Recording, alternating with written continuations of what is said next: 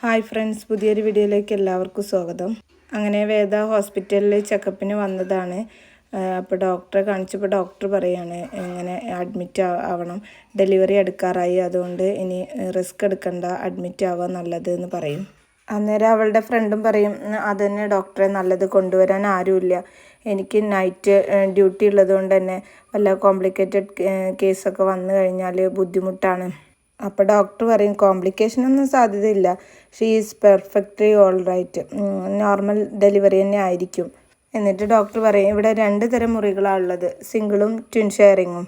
അന്നേരം വേദ ചോദിക്കും general ward പോലെയുള്ള എന്തെങ്കിലും ഞാനൊന്ന് വിളിച്ച് നോക്കട്ടെ എന്ന് പറഞ്ഞ് ഡോക്ടർ വിളിക്കുമ്പം അത് എല്ലാം ഫില്ലായിട്ടുണ്ടാവും. അന്നേരം ഡോക്ടർ പറയും ട്വിൻ ഷെയറിങ് ആയിട്ടുള്ളതാണ് കൂടുതലും ഇങ്ങനെ ഡെലിവറി കേസിനൊക്കെ എടുക്കൽ, അതായിരിക്കും ഒന്നും കൂടെ സേഫ്. എങ്കിലായിക്കോട്ടെ ഡോക്ടറെ എന്ന് പറയുമ്പോൾ ഡോക്ടർ സിസ്റ്ററെ വിളിക്കുകയാണ്. അന്നേരം അരുണ സിസ്റ്റർ വരും, ആവോ എന്ന് പറഞ്ഞിട്ട് വരുമ്പോൾ ഡോക്ടർ പറയും മലയാളിയാണ്. ആണോ? ഡോക്ടർ സിസ്റ്ററുടെ അടുത്ത് ഏത് റൂമാണ് ഒഴിവുള്ളതെന്ന് ചോദിക്കുമ്പോൾ ഒരു റൂം ഒഴിവുണ്ട്, അവിടെ ഒരു മലയാളി ഫാമിലിയാണ് ഉള്ളത്, അതാര്, സിറ്റി കമ്മീഷണറുടെ വൈഫ്. ഓ, അപ്പോൾ നാട്ടുകാരും കൂടി ആവുമല്ലോ, എങ്കിൽ ആ മുറി തന്നെ എടുക്കാമെന്ന് പറഞ്ഞിട്ട് അവരെ അങ്ങോട്ട് കൊണ്ടുപോവാണ്. അങ്ങനെ റൂമിലേക്ക് വരുമ്പോൾ അവിടെ ആരും കാണൂല. അപ്പോൾ വേദ ചോദിക്കും ഇവിടെ ആളുണ്ടെന്നല്ലേ പറഞ്ഞത്? അപ്പോൾ സിസ്റ്റർ പറയും ആളുണ്ട്, പക്ഷേ അവർ ഇപ്പോൾ ICUലാണ്, ഡേഞ്ചറസ് സിറ്റുവേഷനായിട്ടാണ് വന്നത്, പക്ഷേ ഇപ്പോൾ കുറച്ച് മാറ്റമുണ്ട്. അപ്പോൾ വേദ ചോദിക്കും എന്തായിരുന്നു പ്രശ്നം? അവരുടെ ഹസ്ബൻഡ് DCP ആണ്, കേട്ടിട്ടില്ലേ, തരുൺ അയ്യർ, തരുൺ ദബാങ്ക് എന്നാണ് എല്ലാവരും ചെല്ലപ്പേരിട്ട് വിളിക്കുന്നത്. അതെന്താ അങ്ങനെ എന്ന് ചോദിക്കുമ്പോൾ പറയും സൽമാൻ ഖാൻ്റെ സിനിമ പോലെ തന്നെയാണ് ശരിക്കും ദബാങ്ക്, അടിച്ചു നിരത്തുക എന്നൊക്കെ പറയില്ലേ, അതിൽ പെട്ട ആളാണ്. ഈ സംഘവിഹാർ എന്ന സ്ഥലം കേട്ടിട്ടുണ്ടോ?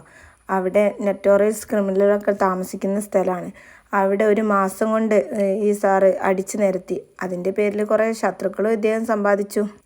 കഴിഞ്ഞ മാസം ഒരു മാളിൽ പോയപ്പം അവിടെ വെച്ച് ഉണ്ടായ ഒരു ആക്സിഡൻറ്റിലാണ് ഇപ്പോൾ ഇങ്ങനെ ഒരു സംഭവം നടന്നത്. അയ്യോ, എന്നിട്ട് അവരെന്തെങ്കിലും ചെയ്തോ? അവരെ അല്ല, സാറെയാണ് അവരെ അറ്റാക്ക് ചെയ്തത്. അത് കണ്ടു നിന്ന് വൈഫ് ബോധം കെട്ട് വീണതാണ്, അങ്ങനെയാണ് ഇവിടേക്ക് കൊണ്ടുവന്നത്. എന്നിട്ട് സിസ്റ്റർ പറയും ഇതാണ് വേദയുടെ ബെഡ്, എന്താവശ്യമുണ്ടെങ്കിലും ആ ഒരു ബട്ടൺ അമർത്തിയാൽ മതി, ആളെത്തും. അങ്ങനെ സിസ്റ്റർ പോട്ടെ എന്ന് പറഞ്ഞ് പോകാൻ തിരിയുമ്പം വേദ ചോദിക്കും എന്താ പേര്?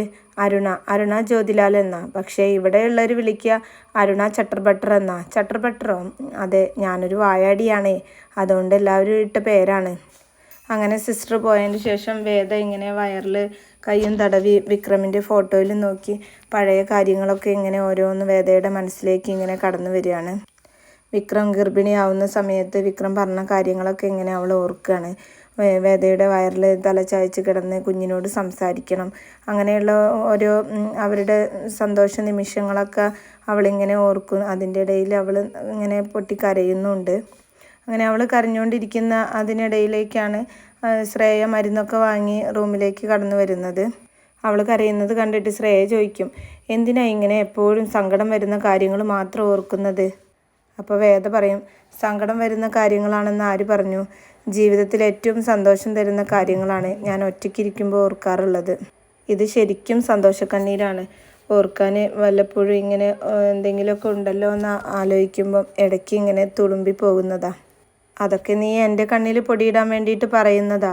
ഏയ് അല്ല, വിക്രുമായിട്ട് 1 വർഷക്കാലേ ഞാൻ ജീവിച്ചിട്ടുള്ളെങ്കിലും അതൊരു വല്ലാത്ത കാലമായിരുന്നു. ഇപ്പം ഇരുന്ന് ആലോചിക്കുമ്പോൾ എനിക്ക് പഴയൊരു സിനിമ ഓർമ്മ വരും. നീ മോഹൻലാലിൻ്റെ ചിത്രം സിനിമ കണ്ടിട്ടില്ലേ? അത് കാണാത്ത ഏതെങ്കിലും മലയാളികൾ ഉണ്ടാവുമോ? അതിൽ രഞ്ജിനി മോഹൻലാലിനെ ഊണ് കഴിക്കാൻ വിളിക്കുന്ന ഒരു രംഗം ഉണ്ടല്ലോ, അതിൽ നെടുമുടി വേണുവിൻ്റെ കഥാപാത്രം എങ്ങനെയാണ് അവർ തമ്മിലുണ്ടായിരുന്ന ബന്ധം എന്നോർക്കും. ഒരേ വാചകം പല നാളുകളിലായി അവൾ പറഞ്ഞത് എങ്ങനെയാണെന്ന് നമ്മളപ്പോൾ കാണും. എന്നിട്ട് വേദ ആ രംഗങ്ങൾ ഇങ്ങനെ ശ്രേയയുടെ മുന്നിൽ അഭിനയിക്കും. അങ്കിൾ ഊണുകാലായി, വിളിച്ചോളൂ കേട്ടോ എന്ന് പറയുന്ന ആ ഒരു ഡയലോഗ്.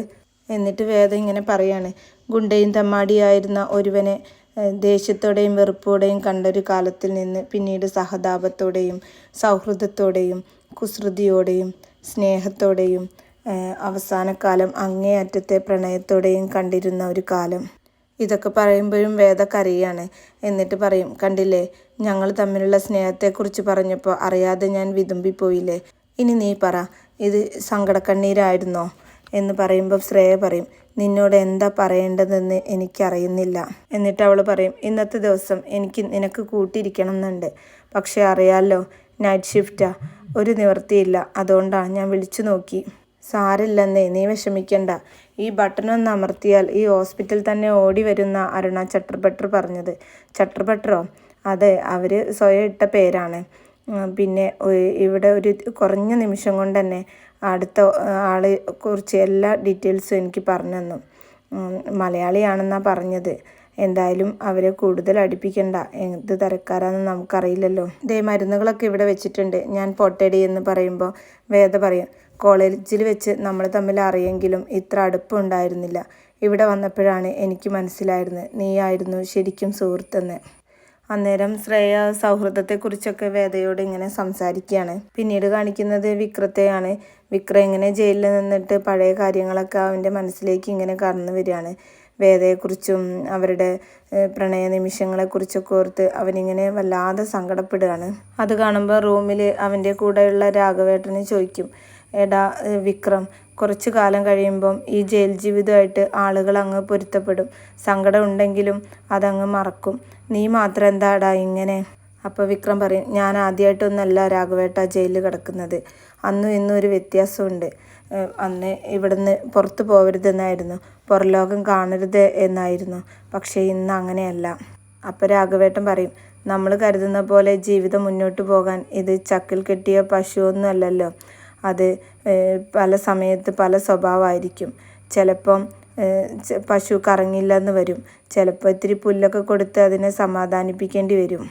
അതുപോലെ അല്ലടാ ജീവിതം, കുറേ കറങ്ങേണ്ടി വരും. ചിലപ്പം കുറേ ഓടി നമ്മൾ തളർന്നു പോയെന്നും വരും. ഞാൻ നിൻ്റെ കാര്യമാണ് പറയുന്നത്. ആ ചക്കിനെ പോലെയാണ് ജീവിതം എന്ന് കരുതിയാൽ മതി. കുറച്ചു കാലത്തേക്ക് അതൊന്നും ചെയ്യാതെ നിന്ന് പോയെന്ന് കരുതിയാൽ മതി. ഞാൻ വലിയ പ്രതീക്ഷയൊന്നും ഇല്ലാതെ അങ്ങനെ ഒഴുകിക്കൊണ്ടിരുന്ന എൻ്റെ ജീവിതത്തിലേക്ക് അവൾ കടന്നു വന്നതോടുകൂടിയാണ് എൻ്റെ ജീവിതം ആകെ മാറിയത്. അങ്ങനെ വേദ വിക്രത്തിൻ്റെ ജീവിതത്തിലേക്ക് വന്ന മാറ്റങ്ങളൊക്കെ ഇങ്ങനെ രാഘവേട്ടനോട് പറയുകയാണ്. പിന്നീട് അങ്ങോട്ട് അവരുടെ ജീവിതത്തിൽ വേദ വിക്രത്തിന് താങ്ങും തണലുമായി നിന്നതും കോടതിയിൽ കേസ് വാദിച്ച് ജയിച്ചതും അങ്ങനെയുള്ള വിക്രത്തിനെ രക്ഷിച്ചെടുത്ത കാര്യങ്ങളൊക്കെ രാഘവേട്ടൻ്റെ അടുത്ത് ഇങ്ങനെ പറയുകയാണ്. എന്നിട്ട് വിക്രം പറയും, എൻ്റെ അച്ഛനെ തിരികെ തന്നത്, എൻ്റെ കുടുംബം തിരികെ തന്നത് എല്ലാം വേദയാണ്. എന്നിട്ടോ അവസാനം ഈ ഒരു അവസ്ഥയിലെത്തിയപ്പം ഞാൻ തനിച്ചായി എന്നൊക്കെ പറഞ്ഞ് അവനിങ്ങനെ കരയുകയാണ്. പിന്നീട് കാണിക്കുന്നത് തരുണിൻ്റെ അമ്മ റൂമിലേക്ക് കടന്നു വരുന്നുണ്ട്. അങ്ങനെ അവർ ഇങ്ങനെ ഒറ്റയ്ക്കിരുന്ന് കരയുകയാണ്. റൂമിൽ മറ്റാരും ഇല്ല എന്നുള്ള ഇതിലാണ് അവർ കരയുന്നത്.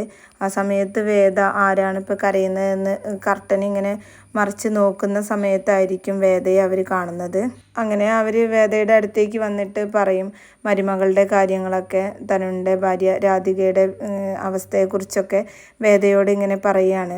കുറേ ടെസ്റ്റുകളൊക്കെ നടത്തിയിട്ടുണ്ട്, അതിൻ്റെ റിസൾട്ട് എടുക്കാൻ വന്നതാണ്. എങ്കിൽ ഞാനതൊക്കെ ഒന്ന് കാണിച്ചിട്ട് വരാം, ശരി മോളെ എന്ന് പറഞ്ഞിട്ട് അവരവിടുന്ന് പോവുകയാണ്.